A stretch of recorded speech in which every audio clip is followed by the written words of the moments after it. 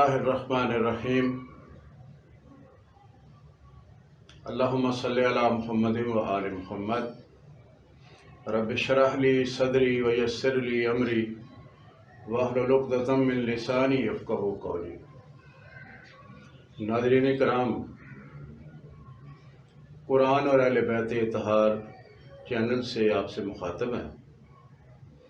آج کی ہماری گفتگو کا موضوع اتحاد ہے، اتحاد بین المسلمین، اتحاد امت، اتحاد بین الفرق الاسلامیہ۔ اللہ تعالیٰ اپنی مقدس اور مبارک کتاب قرآن مجید، فرقان حمید، برہان رشید میں ارشاد فرما رہے ہیں، بسم اللہ الرحمن الرحیم، وَاعْتَصِمُوا بِحَبْلِ اللَّهِ جَمِيعًا وَلَا تَفَرَّقُوا۔ اور اللہ کی رسی کو مضبوطی سے تھامے رہو، وَلَا تَفَرَّقُوا، اور فرقے نہ بناؤ، آپس میں ایک دوسرے کو تقسیم نہ کرو، فرقوں میں نہ بٹو۔ وَاعْتَصِمُوا، اور تھامے رہو، مضبوطی سے پکڑے رہو، اس کے ساتھ متمسک رہو، وابستہ رہو۔ کس کے ساتھ؟ بحبل اللہ، اللہ کی رسی کے ساتھ، حبل اللہ کے ساتھ۔ کیسے؟ جمیعہ، مل کر، سارے اکٹھے ہو کر، آپس میں اتحاد و اتفاق و اشتراک کے ساتھ اللہ کی رسی کو مضبوطی سے تھامے رہو، اور وَلَا تَفَرَّقُوا، اور آپس میں نہ بٹو، آپس میں فرقے مت بناؤ، تقسیم و تفریق کے عمل سے گریز کرو۔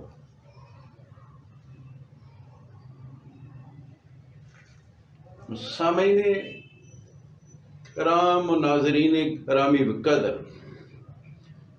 اللہ تعالیٰ اس آیہ وفی ہدایہ میں دو چیزیں ہمارے سامنے بیان فرما رہے ہیں۔ پہلے حصے میں ایک کام کے کرنے کا حکم ہے، اور دوسرے حصے میں ایک کام کے نہ کرنے کا حکم ہے۔ پہلے حصے میں ایک چیز کے قریب جانے کا حکم ہے، اور دوسرے حصے میں ایک بات سے بچنے کا حکم ہے۔ وَاعْتَصِمُوا بِحَبْلِ اللَّهِ، اور اللہ کی رسی کو مضبوطی سے پکڑے رہو، مضبوطی سے تھامے رہو۔ وَلَا تَفَرَّقُوا، اور فرقے بازی نہ کرو، فرقے بازی سے بچو۔ جمیعہ، مل کر، اتحاد سے، اتفاق سے۔ وَاعْتَصِمُوا بِحَبْلِ اللَّهِ جَمِيعًا وَلَا تَفَرَّقُوا، اور اللہ کی رسی کو مضبوطی سے تھامے رہو، مل کر، اور آپس میں منقسم نہ ہو، فرقوں میں نہ بٹو۔ یعنی کہ ایک حصے میں امر ہے اور ساتھ ہی دوسرے حصے میں نہی ہے. ایک میں پہلے حصے میں یعنی کرنے کا حکم دیا جا رہا ہے، جبکہ دوسرے میں ایک بات سے روکا جا رہا ہے. ایک میں اتحاد ہے، دوسرے میں افتراق ہے. ایک میں اشتراک ہے، دوسرے میں تقسیم ہے، تفریق ہے. تو سامعین کرام و ناظرین گرامی بقدر، آج کا یہ جو موضوع ہے اپنی اہمیت کے لحاظ سے بہت ہی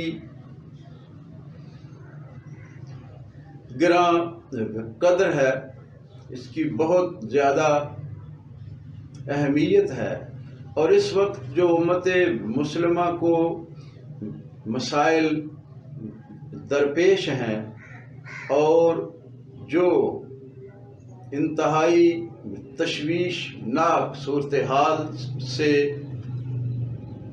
امت محمدیہ علیہ السلام دوچار ہے، اس کے پیش نظر آج کا ہمارا یہ موضوع جو ہے یہ انتہائی اہم ہے.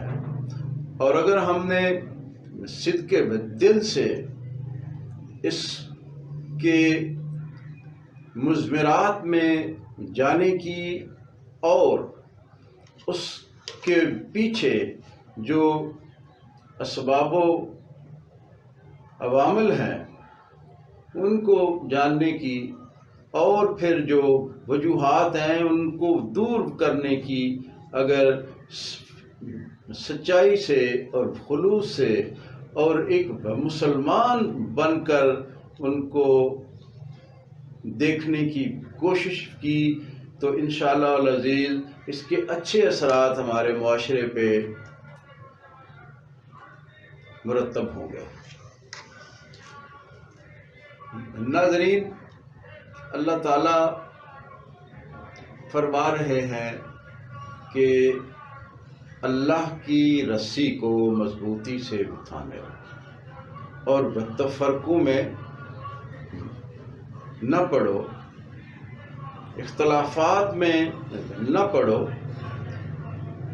آپس میں تقسیم کے عمل سے دور رہو. تو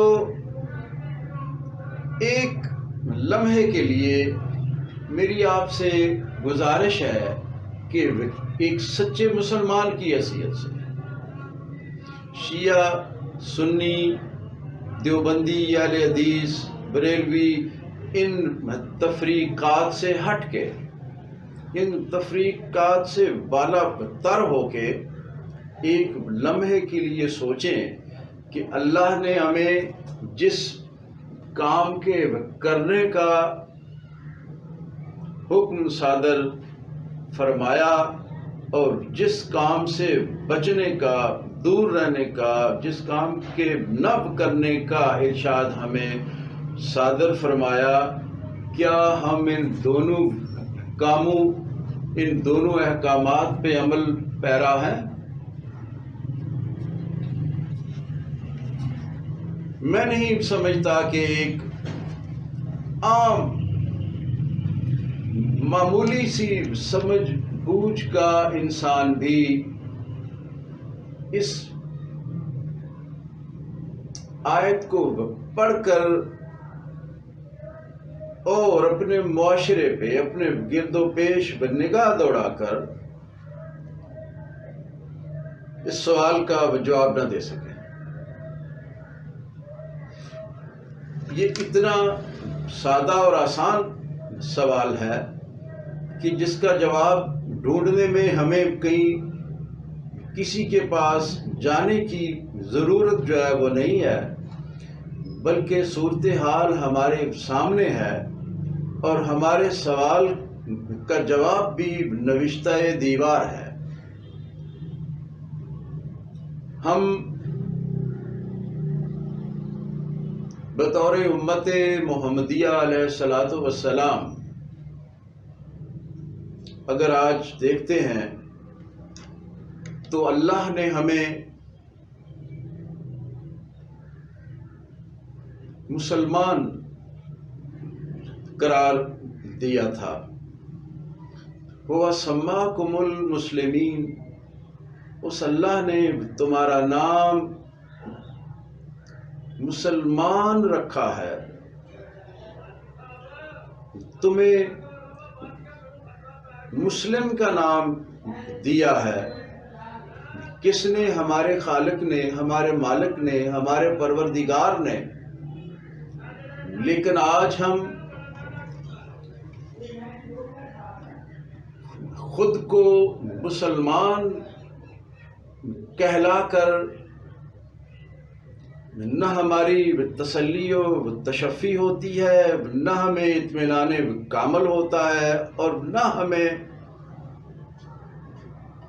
سکون قلب ہوتا ہے، جب تک کہ ہم اپنی ایک ذیلی شناخت جو ہے، جو ایک اضافی ٹیگ جو ہے، وہ ہم اپنے ساتھ نہ لگا لیں.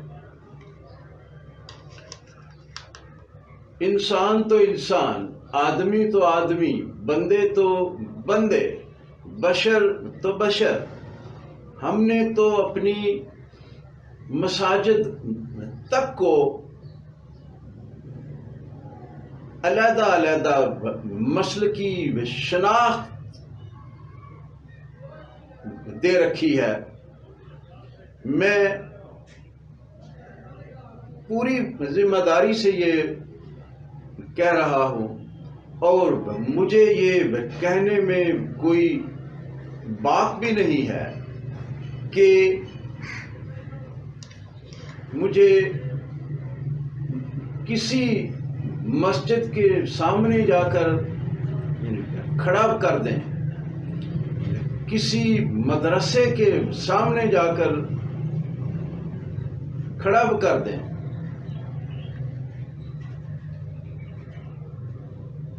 امام بارگاہ کو تو آپ چھوڑیں، کیونکہ وہ تو ایک علیحدہ شناخت کی عمل ہے.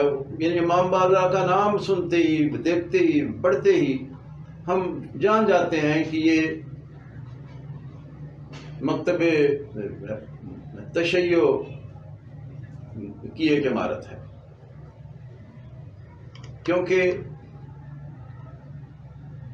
عام طور پہ یہ تصور کیا جاتا ہے کہ مکتب تشیع، مکتب اہل بیت کی جو عبادت گاہ ہے اس کو امام بارگاہ کہتے ہیں.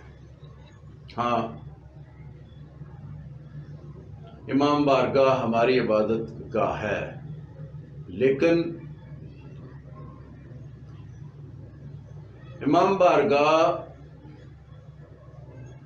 وہ عمارت ہے، وہ مقام ہے، وہ جگہ ہے، وہ مکان ہے کہ جہاں پہ ہم اکٹھے ہو کر عزاداری امام مظلوم علیہ السلام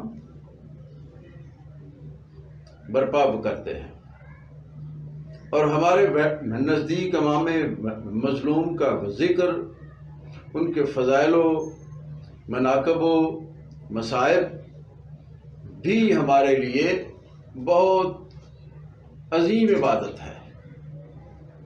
کیونکہ مظلوم کا ذکر ہے، اہل بیت کا ذکر ہے، اس گھرانے کا ذکر ہے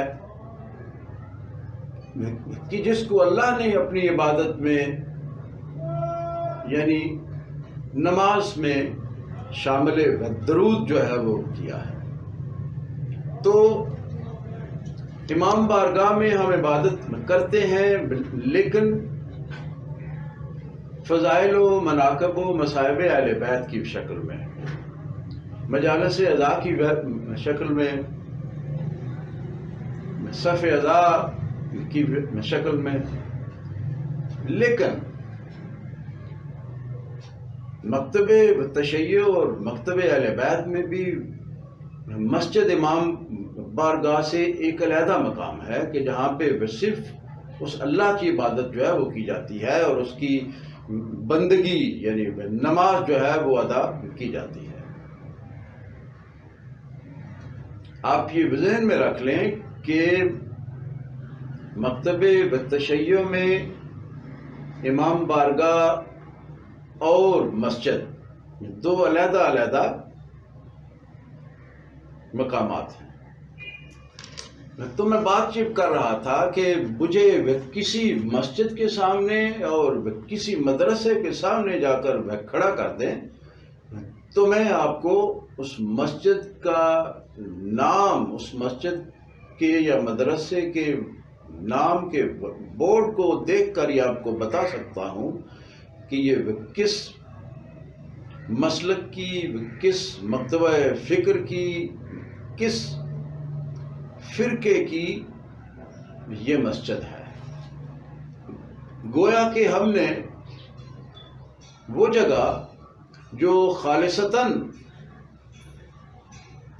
اللہ کے نام کے ساتھ، اللہ کی بندگی کے ساتھ، اللہ کے ذکر کے ساتھ منسوب ہے، مربوط ہے، ہم نے اس کو بھی اپنے فرقے کی پہچان دینا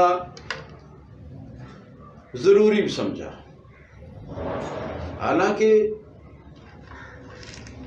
مسجد تو وہ جگہ ہے کہ جس کے بارے میں اللہ تعالیٰ نے فرمایا ہے کہ اس سے بڑا ظالم کون ہے جو مساجد میں لوگوں کو اللہ کے ذکر کے کرنے سے روکتا ہے۔ لیکن ہم نے دیکھا ہے، ہم دیکھتے ہیں کہ مساجد کے باہر باقاعدہ بورڈ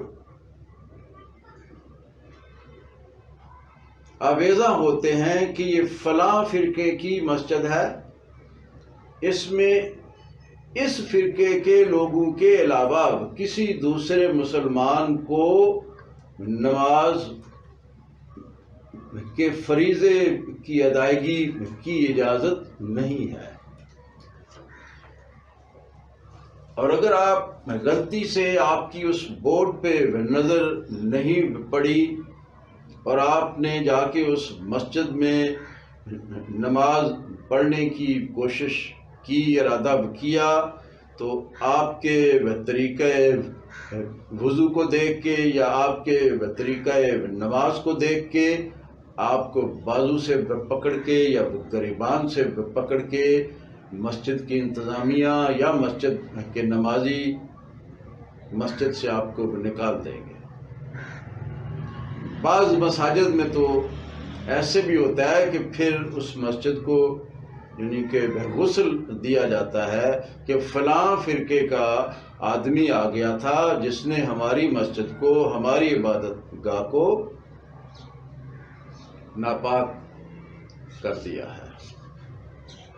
تو دوستان گرامی، یہ کس قدر گمبھیر مسئلہ ہے اور یہ صورتحال کس قدر خطرناک اور تشویشناک ہے کہ مسلمان ہے، مسلمانوں کی مسجد ہے اور سب کا اللہ ایک ہے، سب کا خالق اور مالک اور معبود ایک ہے، اور وہ اسی معبود کی بندگی کے لیے اس کے حکم کے تحت وہ مسجد میں جا کے نماز پڑھنا چاہتا ہے۔ لیکن وہی لوگ جو آپ کی طرح خود کو مسلمان میں کہلاتے ہیں، وہ آپ کو وہاں پہ اس مسجد میں کہ جو خدا کی بندگی کے لیے، خدا کے سامنے جھکنے کے لیے، خدا کے سامنے سر بسجود ہونے کے لیے بنائی گئی ہے، اسی مقصد کے تحت اس کو یعنی تعمیر کیا گیا ہے، لیکن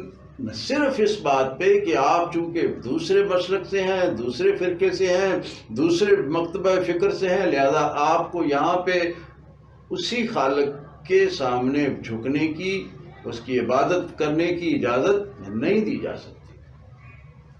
کیا یہ قرآن اور اسلام اور رسول اسلام، سیرت پیغمبر، سیرت اہل بیت اطہار، سیرت صحابہ،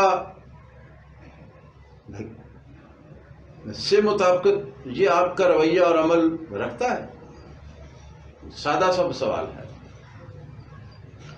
اللہ نے تو کہا تھا کہ اللہ کی رسی کو مضبوطی سے تھامے رہو۔ اللہ کی رسی کیا ہے؟ اللہ کی رسی اس کی بندگی ہے، اللہ کی رسی اس کی بشریت ہے، اللہ کی رسی اسلام ہے۔ ان الدین عند اللہ الاسلام، اللہ تعالیٰ کے نزدیک تو زندگی گزارنے کا بطور دین جو لائے عمل ہے، جو منشور حیات ہے، وہ اسلام ہے۔ اور اسلام جو ہے وہ کیا ہے؟ وہ مسلمانوں کا دین ہے، مسلمانوں کا مذہب ہے، مسلمانوں کی زندگی گزارنے کا طریقہ ہے۔ اسلام کیا ہے؟ اسلام کو قرآن میں خالق اسلام نے، خالق انسانیت نے کھول کے اپنی آیات بینات سے آپ کے سامنے بیان کر دیا ہے، اور اس کے پیغمبر علیہ الصلوۃ والسلام نے اپنے نمونہ عمل سے، اپنے اسوہ حیات سے، اپنے اسوہ حسنہ سے، اپنی حیات طیبہ سے اس کے سامنے نمونہ بنا کے آپ کو دکھا دیا ہے۔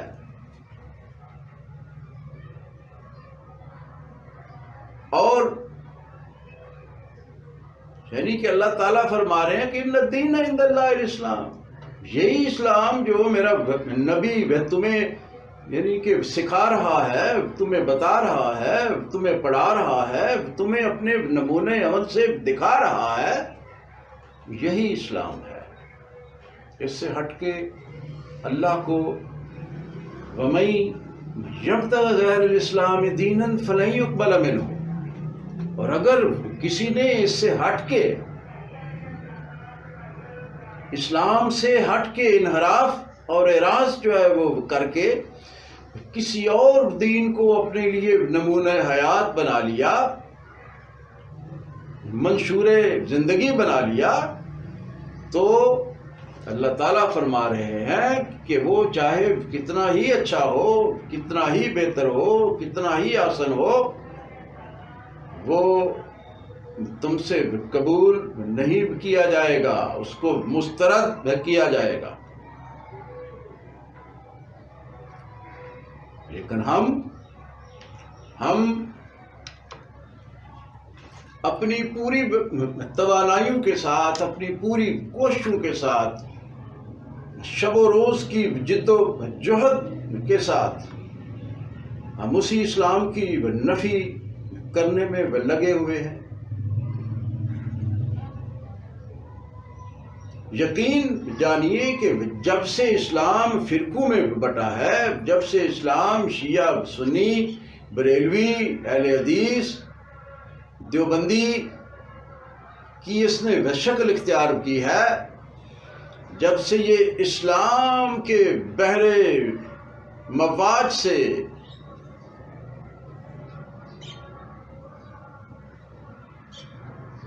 فرقوں شیعہ، سنی، وہابی، دیوبندی، بریلوی، اہل حدیث، چکڑالوی، پرویزی، ان ندی و نالوں میں آیا ہے، اسلام کی شکل تبدیل ہو گئی ہے، اسلام لاوارث ہو گیا ہے۔ اب اس امت کی جو قیادت ہے، جسے اسلام نے کرنا تھا، وہ اب فرقے کر رہے ہیں۔ اسلام بہت پیچھے چلا گیا ہے، اسلام کو تاکہ نسیاں بنا دیا گیا ہے، اور فرقوں کو اس قدر زیادہ اہمیت دے دی گئی ہے کہ اسلام بے وارث ہے، یتیم ہے، اس کو کوئی پوچھنے والا نہیں ہے۔ ہر فرقہ جو ہے وہ یعنی خود کو اسلام کا علمبردار منوانے پہ تلا ہوا ہے، چاہے وہ اسلام کے بنیادی اصولوں کی نفی کر کے ہی بنوائے۔ اسلام نے کہا تھا اللہ کی رسی کو مضبوطی سے تھامے رہو، ہم نے کیا کیا؟ اللہ کی رسی کو چھوڑ دیا۔ اسلام نے کہا فرقوں میں نہیں بٹنا، ہم نے وہ فرقے اختیار کر لیے۔ جس چیز سے اللہ نے روکا تھا اس کو قبول کر لیا، جس چیز کے کرنے کا، جس چیز کے پاس جانے کا، جس چیز کو قبول کرنے کا، جس چیز سے وابستہ رہنے کا اللہ نے حکم دیا تھا، ہم نے اس کو چھوڑ دیا۔ یعنی اللہ سے صریحاً بغاوت جو ہے وہ کر دی۔ آج ہر فرقے کا اسلام جو ہے وہ دوسرے فرقے سے متصادم ہے، اور اسلام کے نام پر ہر فرقے نے ایسی رسم و روایات جو ہیں وہ تراش لی ہیں، اور ایسے افسانے جو ہیں وہ گھڑ لیے ہیں، اور ایسی بدعتوں کو دین میں شامل کر دیا گیا ہے کہ جن بدعتوں کو اسلام اور نبی اسلام صلی اللہ علیہ وآلہ وسلم مٹانے کے لیے مبعوث کیے گئے تھے۔ ہم پوچھنا چاہتے ہیں کہ حبل اللہ جو ہے وہ کیا ہے؟ حبل اللہ جس سے بھی پوچھیں گے وہ آپ سے یہی کہے گا کہ اللہ کی کتاب ہے۔ لیکن کیا اللہ کی کتاب آپ کے لیے کافی ہے؟ حسبنا کتاب اللہ کا دعویٰ تو کیا جا سکتا ہے، نعرہ تو لگایا جا سکتا ہے، لگانے پہ کون سا کوئی پکڑ ہے، کون سی کوئی گرفت ہے؟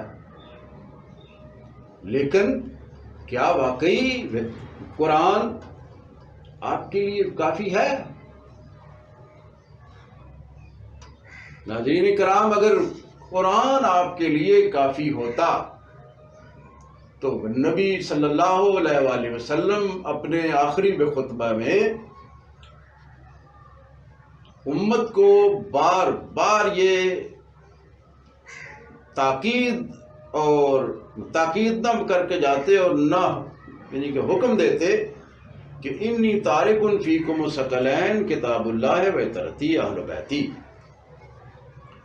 وَإِن تَمَسَّكْتُمْ بِهِمَا لَن تَضِلُّوا بَعْدِي، کہ میں تم میں دو گراں بہا چیزیں، بھاری چیزیں، بہت ہی اہم چیزیں تمہارے حوالے میں کر کے جا رہا ہوں، ایک اللہ کی کتاب، دوسری میری اطرت یعنی اہل بیت علیہ السلام۔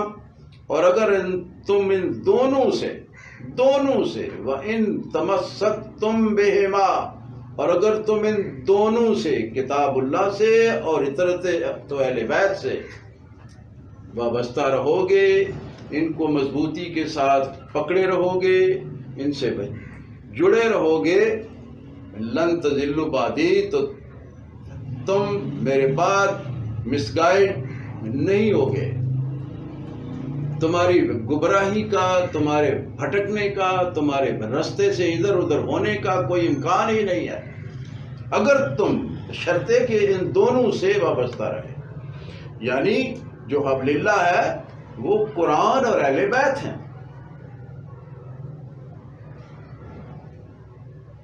اور اللہ تعالیٰ ایک اور جگہ پہ قرآن پاک میں ارشاد فرما رہے ہیں،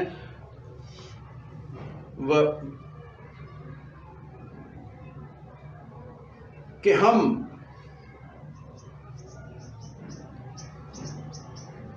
تمہاری شہ رگ سے بھی زیادہ نزدیک ہیں، حبل الورید،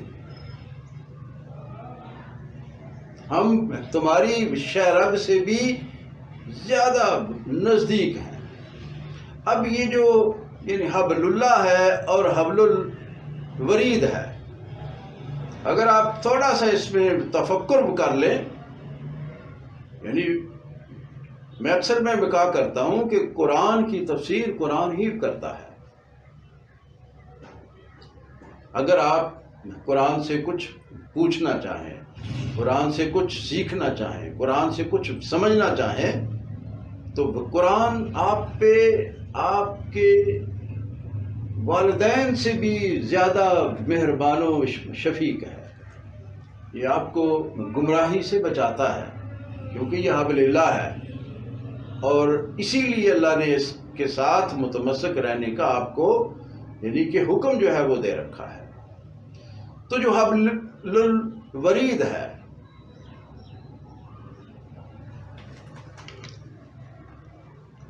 ہم اپنی روزمرہ زندگی میں اکثر یہ سنتے ہیں کہ کشمیر ہماری شہرگ ہے،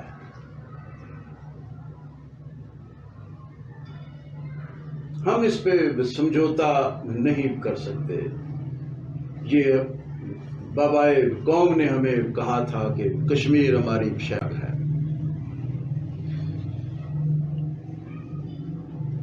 کیا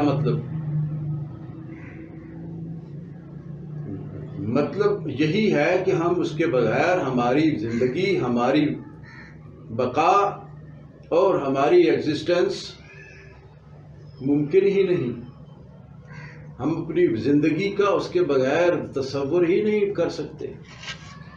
انسانی بدن میں جو شارک کی حقیقت ہے، جو شارک کی حیثیت ہے، جو شارک کی اہمیت ہے، جو شارک کا مقام ہے،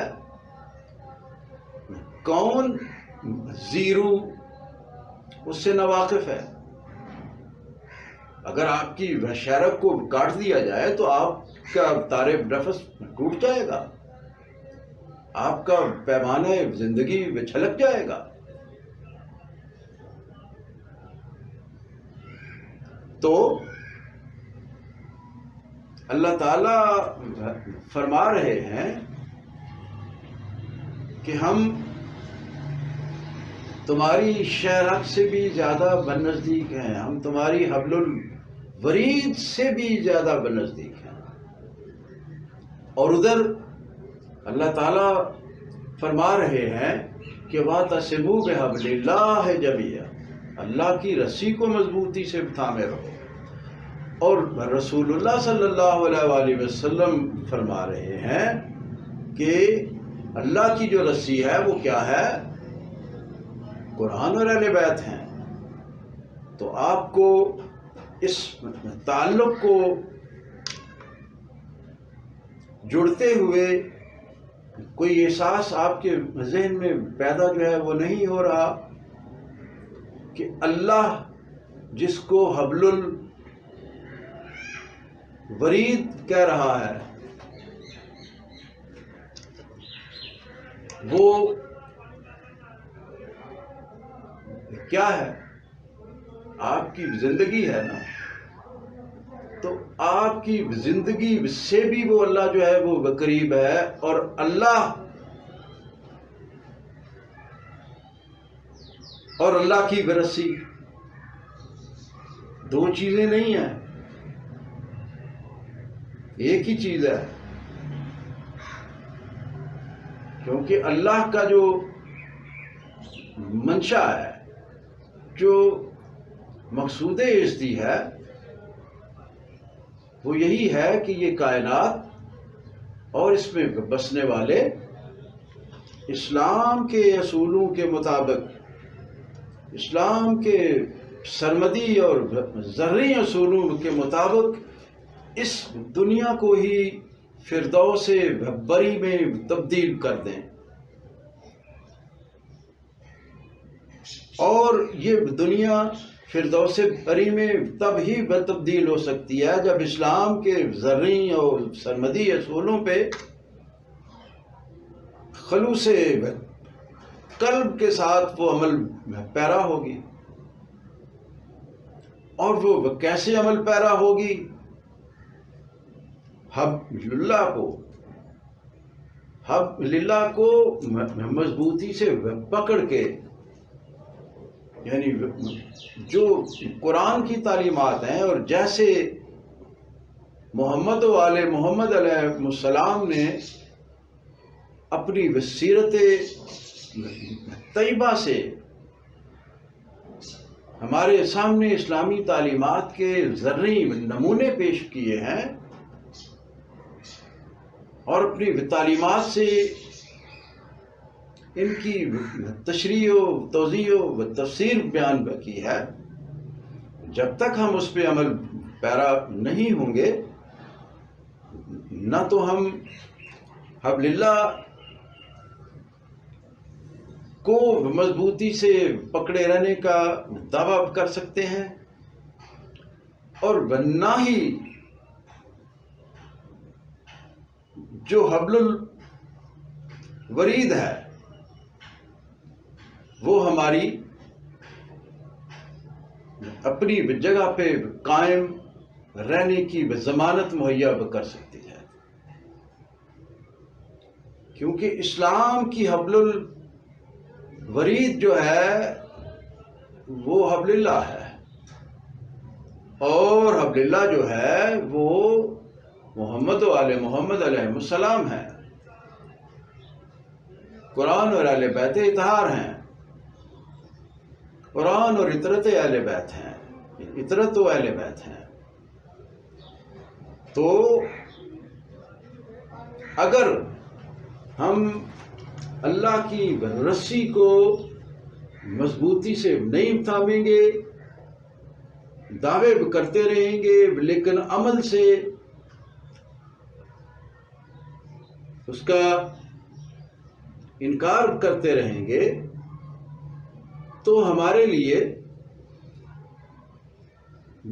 جو ہماری حبل الورید ہے، جو ہماری زندگی ہے، جو ہماری زندگی کی بقا کا، ہماری ایگزسٹنس کا ثبوت ہے، جواز ہے، دلیل ہے، وہ ختم ہو جائے گی. ہم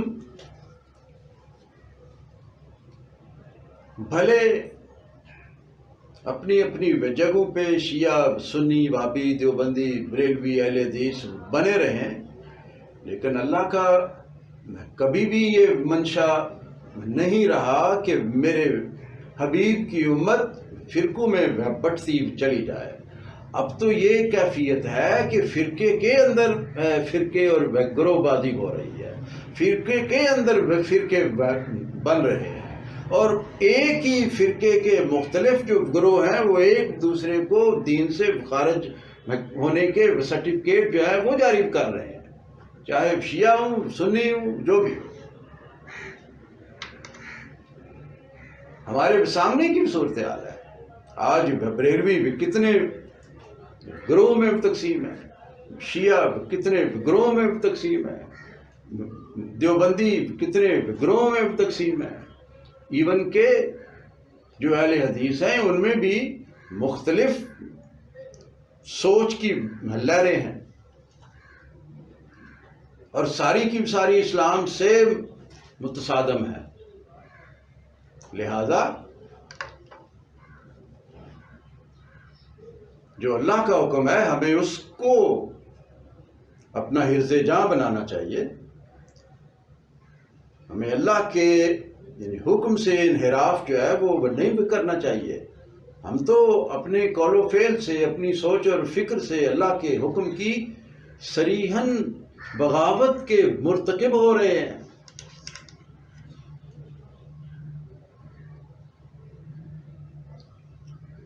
میں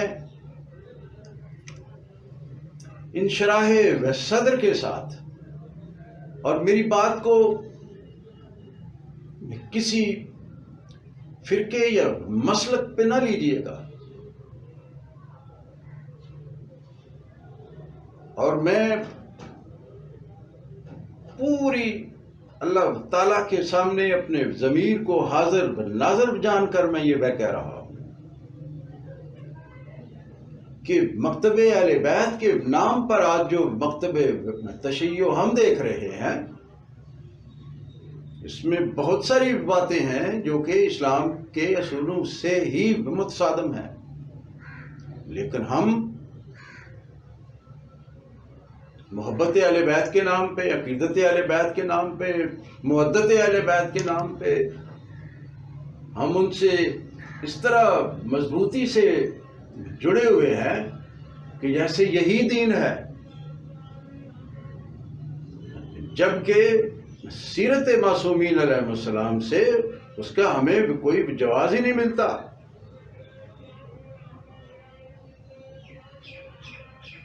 تو فرقوں سے بالا بدتر ہو کر سوچئے کہ ہم کس طرف جا رہے ہیں۔ فرقہ بندی ہے کہیں اور کہیں ذاتیں ہیں، کیا زمانے میں پنپنے کی یہی باتیں ہیں؟ یوں تو سید بھی ہو، مرزا بھی ہو، افغان بھی ہو، تم سبھی کچھ ہو، بتاؤ کہ مسلمان بھی ہو۔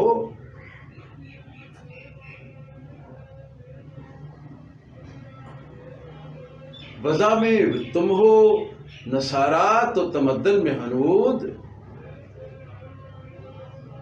یہ مسلمان ہیں جنہیں دیکھ کے شرمائے یہود۔ اقبال نے تو کہا تھا کہ چمی گویم مسلمانم بلرزم، کہ دانی مشکلات لا الہ را، کہ دانم مشکلات لا الہ را۔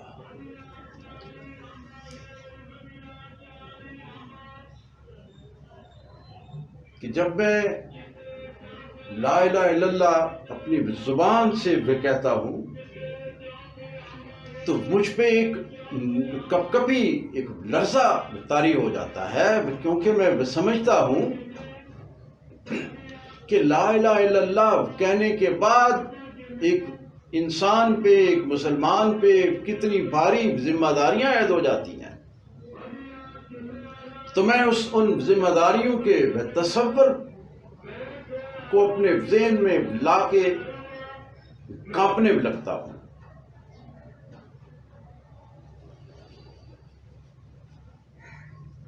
ناظرین کرام،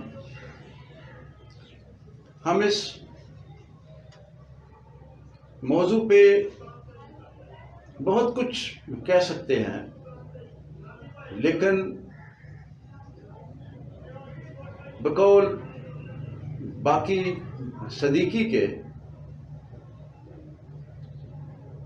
کہ افسوس بے شمار سخن ہائے گفتنی، خوف فساد خلق سے ناگفتہ رہ گئے۔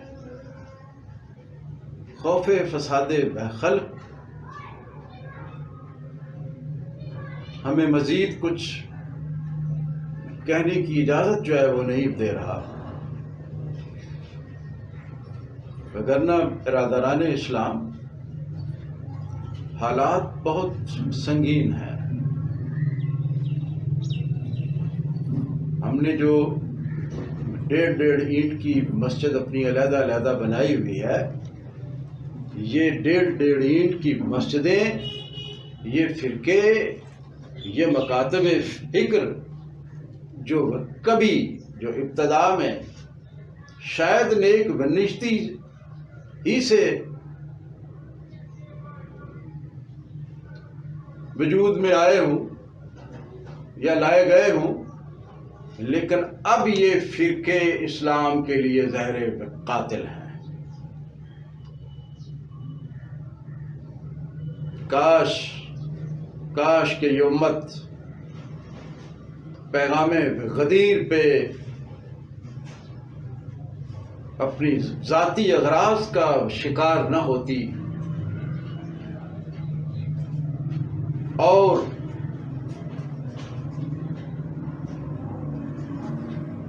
رسول اللہ صلی اللہ علیہ وآلہ وسلم کی آخری وصیت کہ قرآن اور اہل بیت کو مضبوطی سے پکڑے رہنا، یہ تمہیں گمراہ نہیں ہونے دیں گے۔ اگر یہ امت قرآن اور اطرت مصطفیٰ صلی اللہ علیہ وآلہ وسلم کی رسی کو، حبل اللہ کو مضبوطی سے تھامے رکھتی، تو کیا آپ یہ مجھے بتا سکتے ہیں کہ کیا یہ امت ایسے فرقوں میں تفریق ہوتی؟ اگر اس علی کو کہ جس کو اللہ اور اللہ کا رسول ولی قرار دے رہے ہیں امت کا، اس کی ولایت کو تسلیم کر لیا جاتا، تو کیا یہ جو آج فرقوں میں فرقے بنتے چلے جا رہے ہیں اور ایک دوسرے کو کفر و شرک کے جو فتوے ہیں یہ بانٹے جا رہے ہیں، کیا یہ ممکن تھا؟ اگر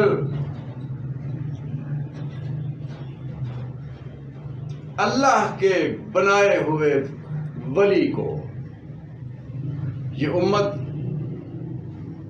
اپنا ولی تسلیم کر لیتی، اس کی ولایت کا پٹا اپنے گلے میں ڈال لیتی، کیونکہ اس کی ولایت رسول اللہ کی ولایت تھی۔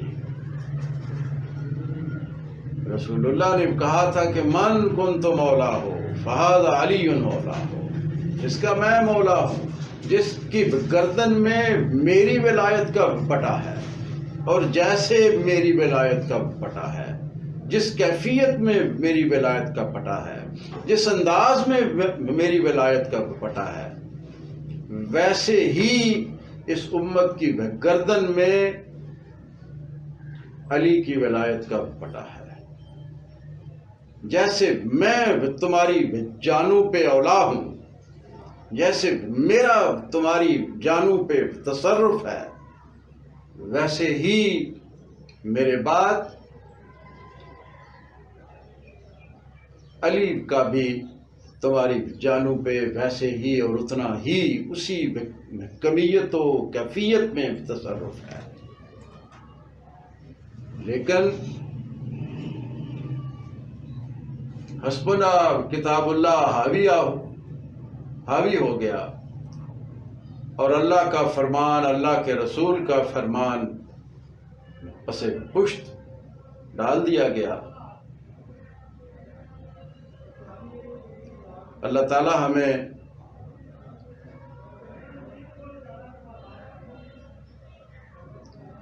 فرامین الہی کو سمجھنے اور سیرت محمد و آل محمد علیہ السلام پہ چلنے کی سچی توفیق عطا فرمائے۔ وآخر دعوانا ان الحمد للہ رب العالمین۔